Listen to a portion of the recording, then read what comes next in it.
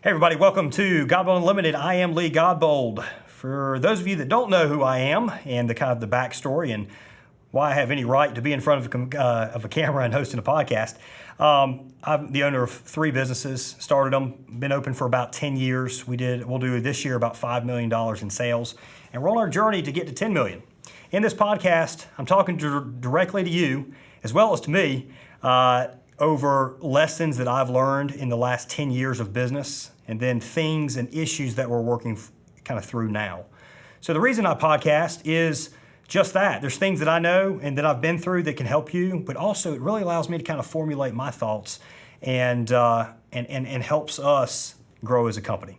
So today what I want to talk about is one of the most common things that business owners do, or the reasons people start businesses, is because they look at a competitor or they look at a service or a product or something, and they think it's neat, and they think there's an issue with there, and they think they can do it better than that competitor, which is great. And there's several things that we do with our companies, with Junk Removal Authority, that we do better than our competitors in our truck body business, and even our junk removal company.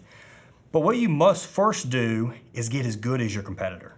So what I mean by that is when you first start your business, let me give you an example. When we first started Junk Doctors, 1-800-GOT-JUNK is kind of the big major junk removal player out there. And the thing that really jumps out to people, especially a 20-year-old as I was when we started Junk Doctors, is you looked at what 1-800-GOT-JUNK charges and you're like, wow, that's kind of, it's ridiculous. You're like, that's far too expensive. And so you're like, well, I can just get a pickup truck and trailer. I can go out there, I can haul this on my own, and I can do it at half the price.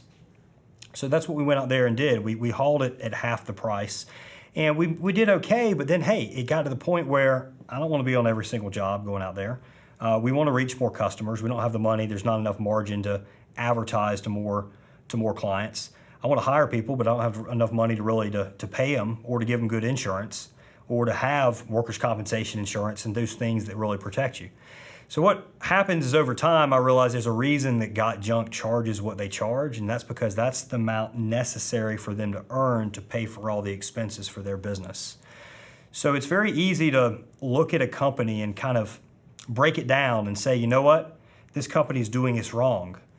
But if they've been in business for a period of time, if they've been successful, their model's worked. So what you should look to do is, if you're going to make any changes at all, you need to very well understand and break down their business model and figure out why they do what they do. So what is generally a good idea is to first equal them, work to equal them, and then work to improve it. I'll give you another relevant example.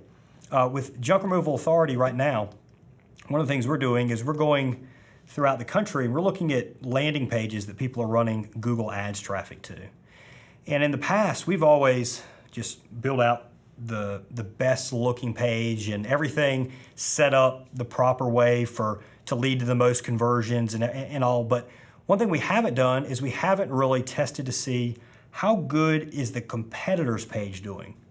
So one of the things we're doing right now is we're actually building out pages, not copying, but we're building out pages that are fundamentally similar to the pages that the competitors have. So we have images where they have images as our images. We have text, similar text and similar amounts of text and similar keywords where they have text, keywords, and so on and so forth. We adapt it to our own colors. We might even keep sort of their colors too, because color does have an effect on conversions. And we're going to run traffic to that. And we're going to run it for a period of time. We're going to compare traffic to that page to our page. And we're going to figure out, even though our site looks better, is it truly the site that's bringing in the most money? And what we do know is our site does convert at a higher rate compared to the overall competition. But there are certain markets out there where people are doing websites kind of completely differently than we are. So let's try it out. Let's see what happens. So we're first equaling, or in this case, in this particular test, we're equaling what the competition's doing. We're determining, are we already doing it better? And if there's a way they're doing it that's working a little bit better, all right, well, we're going to know it, and now let's step it up. Let's try and improve. So get their results first, try and do it a little bit better. And just remember, guys, it's very easy when you're looking at your product and your service to think that it's by far and away the very, very, very, very best. The thing is that competitor, they probably think the exact same thing. So instead of suspecting that yours is better, that it performs better, that your clients like it better or whatever, what you might find is roll out something very similar to what they have, compare it to yours, and now you've got kind of statistical proof and evidence, and you can make better decisions moving forward. Appreciate everybody watching for this short podcast. Again, this is Godbold Unlimited. Please subscribe or hit that like button if you're watching us on YouTube, and we'll catch everybody next time.